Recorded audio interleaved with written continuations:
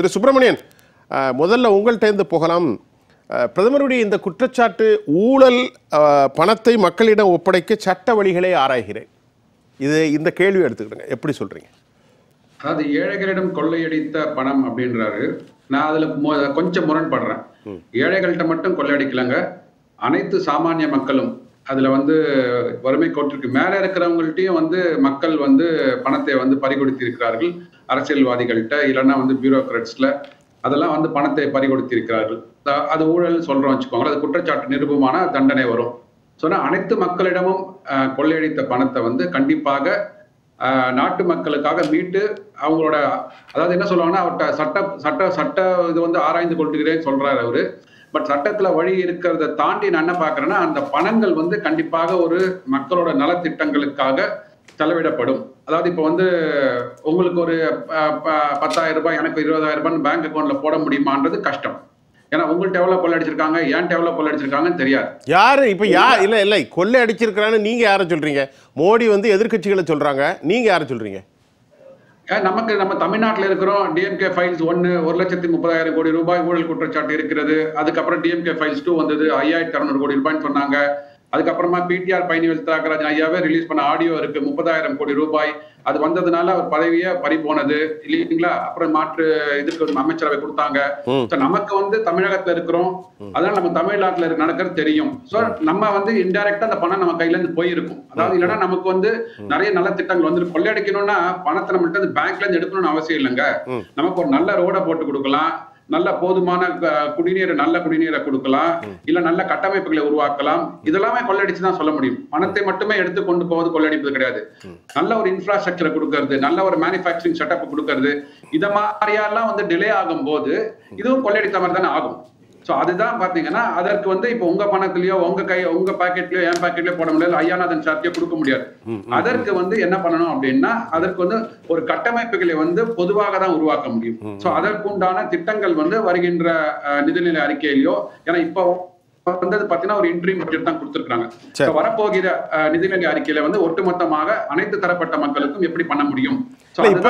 எனக்கு தெரிஞ்சு மக்களிடம் கொள்ளையடித்த பணம் ஏழைகள் குறிப்பிட்டு சொல்லாம மக்களிடம் கொள்ளை, ஏன்னா ஏழைகள்டையும் கொள்ளையடிச்சிருப்பாங்க, ஏழைகள் அல்லாதவர்களையும் கொள்ளையடிச்சிருப்பாங்க. சுப்பிரமணியன் சார், எனக்கு இதுல என்ன ஒரு விஷயம் புரியுது அப்படின்னா, ஒரு கேள்வியை நான் உங்கள்கிட்ட தெளிவுபடுத்த விரும்புறேன்.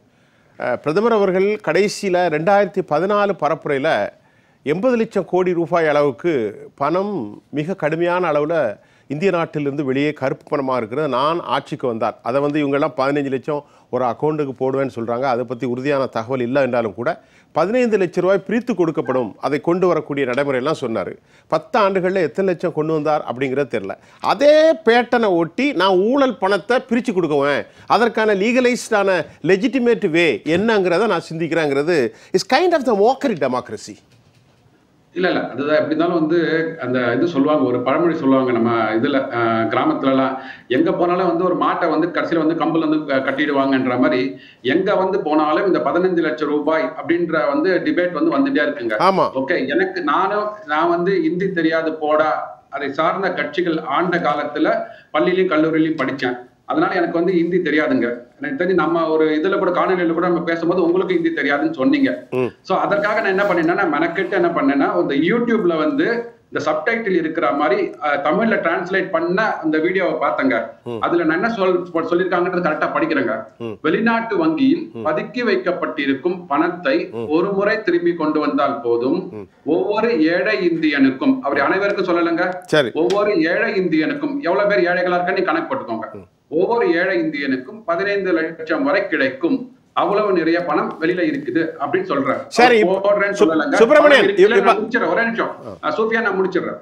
இதை என்ன சொல்றாங்கன்னா, ராஜ்யசபால ஒரு திமுக எம்பி, எனக்கு அவர் மேல ஒரு பெரிய ஹை ரிகார்ட்ஸ் உண்டுங்க, திருச்சி சிவா அவர்கள். திருச்சி சிவா என்ன சொல்றாருன்னா, நீங்க போடுவேன்னு சொன்னீங்க அப்படின்றாரு.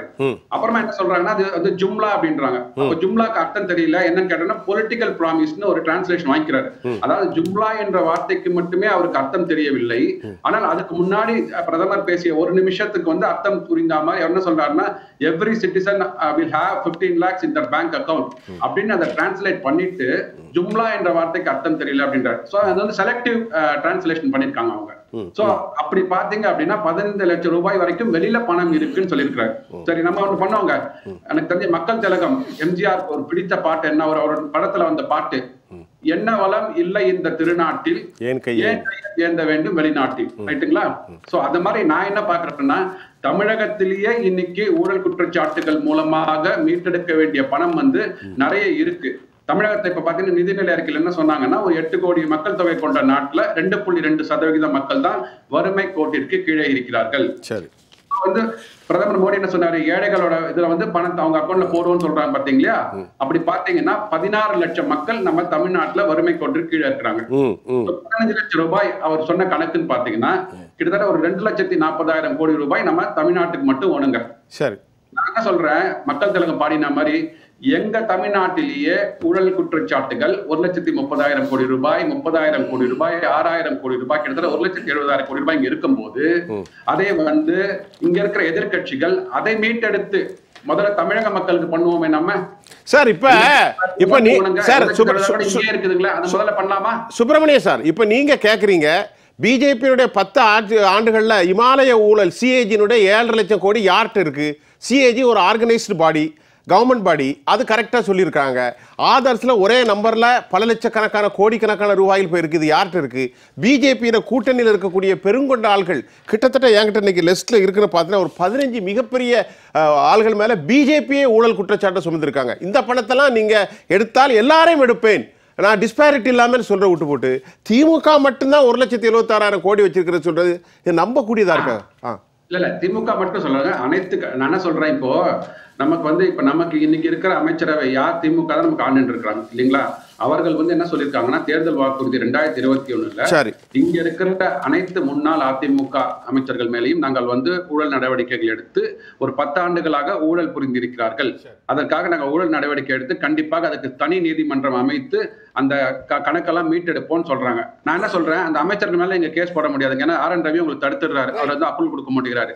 அப்போ பணத்தை கொடுத்தவர்களும் குற்றவாளிகள் தானே, பணத்தை வாங்கியவர்கள் குற்றவாளிகள், பணத்தை கொடுத்தவர்கள் குற்றவாளிகள், பணத்தை கொடுத்தவர்கள் அவங்க அமைச்சரவை இல்ல, சுப்பிரமணியன் சார் இல்ல, அவர்கள் மேல நீங்க ஆக்ஷன் எடுக்கிறதுக்கு ஏன் நீங்க வந்து 3 வருடங்கள் தயக்கம் காட்டுகிறீர்கள்? சுப்பிரமணியன், மீண்டும் மோடி வந்தா இந்த வாக்குறுதியை நிறைவேற்றுவார், அப்படித்தானே? ஊழல் பணத்தை மக்களிடம் ஒப்படைக்க சட்ட வழிகளை ஆராய்ந்து அதை கண்டிப்பா ஒப்படைப்பார். இல்லை, நான் அந்த மாற்று கருத்து வச்சிருக்கிறேங்க. மக்களிடம் ஒப்படைக்க நேரடியாக ஒப்படைப்பதற்கு சாத்தியங்கள் இல்லை. சொன்ன மாதிரி உங்கள்கிட்ட 10,000 என்கிட்ட 15,000 கணக்கெடுக்க முடியாது. அது வந்து பொதுவாக நாட்டின் கட்டமைப்புகளுக்கு இல்ல வந்து மக்களுக்கு உண்டான மானியங்களாக போய் சேருமே தவிர தனிநபருக்கு இதுதான் நம்ம டிரான்ஸ்லேஷன் என்ன பண்றோம் பாத்தீங்களா? எப்பெல்லாம் சௌரியமா இருக்குமோ அந்த மாதிரி டிரான்ஸ்லேஷன் மாத்தி மக்களை வந்து மடைமாற்றம் செஞ்சுட்டு இருக்கோம். அதனால நம்ம நீங்க நடுநிலையா இருக்கிற மீடியாக்கள் என்ன பண்ணணும் அப்படின்னா, இது கண்டிப்பாக போக முடியாது, தனிநபருக்கு போக முடியாது. எடுத்துக்கலாம் சார், எடுத்துக்கலாம். திரு சுப்பிரமணியன் சார், உங்களுடைய கருத்தை வைங்க சார், நிறைய கருத்தை நான் உங்கள்கிட்ட கேட்குறேன். ஐயாநாதன் சார் விடைபெற்றுட்டார், இருந்தாலும் அவர் ஒரு 2-3 இது இன்ஃபர்மேஷன் கொடுத்தாரு, அதுக்கு நான் ஒரு கவுண்டர் கொடுக்கறதுக்காக. ஏன்னா இது வந்து வலைதளத்துல போறதுனால மக்களுக்கு வந்து எதிரில் என்ன கருத்து இருக்குன்னு சொல்லணுன்றதுக்காக. ஒண்ணு, இந்த இவி எலக்டோரல் பாண்ட்ஸ்க்கு வந்து என்ன சொன்னாருன்னா, ஜிஎஸ்டி வரி விதிக்கணும் அப்படின்றாரு.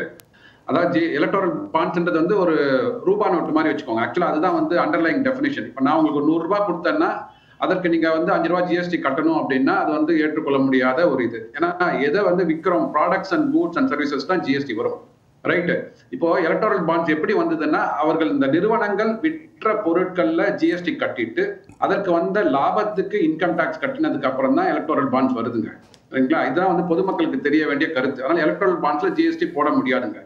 ரெண்டாவது வந்து இந்த லிக்கர் ஸ்கேம் பத்தி பேசியிருந்தோம், டெல்லியில நடந்தது. ஒரு சிஏஜி ரிப்போர்ட் வந்து ஒரு 1.5-2 வருடங்களாக டேபிளே பண்ணல. அங்க உள்ள லெப்டினன்ட் கவர்னர் வந்து அதை டேபிள் பண்ணுங்க, டிஸ்கஸ் பண்ணணும்னா, இப்போ சிஏஜி ரிப்போர்ட்ல வந்து 2,000 கோடி ஊழல் அப்படின்றாங்க. நான் சிஏஜி வலைதளத்துல போய் தேடினா அந்த ரிப்போர்ட்டே காணும். அந்த ரிப்போர்ட்டே வந்து டேபிள் பண்ணல. ஆக்சுவலா பாத்தீங்கன்னா சிஏஜி ஏதாவது ஒரு ரிப்போர்ட் பண்ணினாங்க அப்படின்னா அதை வந்து அசம்பிளிலயோ இல்ல பார்லிமெண்ட்லயோ மெம்பர்ஸ்ல டேபிள் பண்ணணும். டேபிள் பண்ணதுக்கு அப்புறம் அது விவாதிப்பாங்க. அதுக்கப்புறமா வந்து அதுக்கு சார்ஜ் ஷீட் ஃபைல் பண்றதோ இல்லைன்னா வந்து அதுக்கப்புறமான நடைமுறைகள் வரும். அப்போ பொதுமக்களுக்கு வந்து அந்த இன்ஃபர்மேஷன் கிடைக்கும். அது மாதிரியான ஒரு பொதுமக்களா நான் போய் சிஏஜி ரிப்போர்ட்டை வந்து சிஏஜி சைட்ல பார்த்தா அந்த 2,000 கோடி ரூபாய்க்கு அந்த ரிப்போர்ட்டே டேபிள் ஆகலைங்க. இது மாதிரி ஏதாவது நடக்குமா? நீங்க சொல்றீங்க 7,50,000 கோடின்றீங்களா, அந்த ரிப்போர்ட் உங்களுக்கு அங்க இருக்கு. அதை வாதி பிரதிவாதிகள் நம்ம வாதிக்க முடியும், அது ஊழலா இல்லையான்றதை பார்க்க முடியும். ஆனா அது மாதிரியான இதுவுமே ஒரு டாக்குமெண்ட்டே ப்ரொவைட் பண்ணாம ஒரு அப்படியே பிளாக் பாக்ஸ்ல வச்சுட்டு இருக்காங்க. இன்னொன்னு ஐயா நீங்க சொல்லும் போது 24 லட்சம் கோடி வந்து வரா கடனாக இருந்தது அப்படின்னாங்க. ஒரு 8 லட்சம் கோடி வந்திருக்குதுங்க உள்ள. அதை நம்ம விட்டுடுறோம். அதாவது நம்ம செலக்டிவா அதை விட்டுறோம். ஒண்ணு, அந்த 24 லட்சம் கோடி ரூபாய்கள் எந்த வருஷத்துல கொடுத்த கடன்? அதாவது நம்ம ரகுராம் ராஜன் நீங்க சொன்னீங்க பாத்தீங்க இல்லையா, ரகுராம் ராஜன் அவரே சொல்லியிருக்கிறாரு, முந்தைய யூபிஏ அரசாங்கத்துல கொடுக்கப்பட்ட கடன்களின் மூலமாக வந்த வாரா கடன் அப்படின்னு பப்ளிக்ல வந்து பேட்டி கொடுத்திருக்கிறாருங்க ரகுராம் ராஜன். அந்த ரகுராம் ராஜன் நீங்க என்ன சொல்றீங்கன்னா, இன்னைக்கு வந்து இந்தியா எக்கானமி வந்து நல்லா போல, இவங்க வந்து மாத்தட்டி கொள்கிறார்கள் அப்படின்னா, அதே ரகுராம் ராஜன் தமிழகம் வந்து $350 பில்லியன் இருந்து $1 ட்ரில்லியன் இன்னும் 6 வருடங்கள்ல உயரப் போகிறது அப்படின்றாரு. அதை மட்டும் நம்ம எப்படி ஏத்துக்கிறோம்? அதாவது நமக்கு எது சாதகமோ அதை ஏற்றுக்கொண்டு விட்டு, எது நமக்கு வேண்டாதோ அதை வந்து எடுத்து விவாதம் பண்ணிட்டு இருக்கோங்க. $350 பில்லியன் இருந்து $1 ட்ரில்லியன் போகணும்னா இன்னும் 200 மடங்கு குரோ ஆகணுங்க.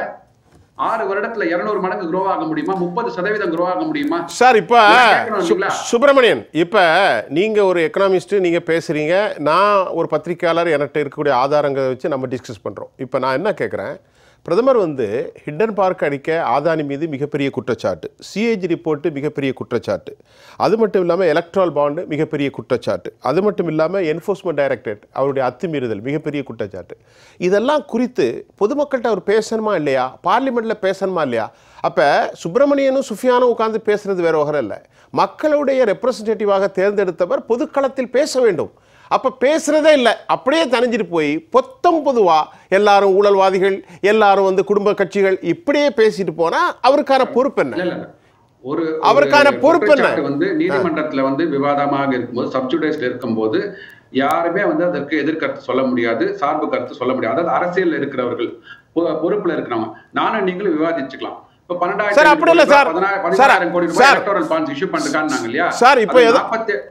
சுப்பிரமணியன், ஏதாவது பிரச்சனை வந்தா அமெரிக்காவில் ஜோ பிடன் வந்து பேட்டி கொடுக்கிறார், யூரோப்பிய யூனியன்ல பேட்டி கொடுக்குறாங்க, உலகம் முழுவதும் அந்த பேட்டி உண்டு. He should have a responsibility. ஏன்னு கேட்டீங்கன்னா அவர் வந்து மக்களின் பிரதிநிதி. ஹிடன் பார்க் அறிக்கை அமெரிக்காவிலிருந்து கருத்து இருக்கிறது. பிரதமர் பேசணும்ல பொதுக்களத்தில், பொய்யான குற்றச்சாட்டு இது எங்களுக்கும் ஆதானி அவர் சொல்லணும்ல, சொல்லாம அவருடைய ரெப்ரசன்டேட்டிவ் ஆகிய பலர் தான் பேசிக் கொண்டிருக்கிறோம். அங்கேதான் சந்தேகம் வருகிறது. அதாவது பிரதமர் பேச வரார் அப்படின்னா பாராளுமன்றத்தை முடக்கி விட்டு பாராளுமன்றத்தில் வெளில வந்துடுறாங்க. அவர் வந்து வெளியில பேசினா உடனே வந்து 30 செகண்டோ 36 செகண்டோ அவரோட மார்பளவை வந்து கம்பேர் பண்ணி தனிநபர் தாக்குதலை வச்சு பண்ணிட்டு இருக்காங்க எதிர்கட்சிகள். அவர்களுக்கு வந்து நீங்க நான் சொல்றேன் பாருங்களேன், கடந்த 5-6 பாராளுமன்ற கூட்டத்தொடர்கள் ஏதாவது ஒரு காரணத்தை காட்டிக்கொண்டு முடக்கப்பட்டது. இண்டன்பர்கா இருக்கட்டும், ஆக்ஸ்பாமா இருக்கட்டும், இல்லைன்னா வந்து மணிப்பூர் இஷ்யூவா இருக்கட்டும்.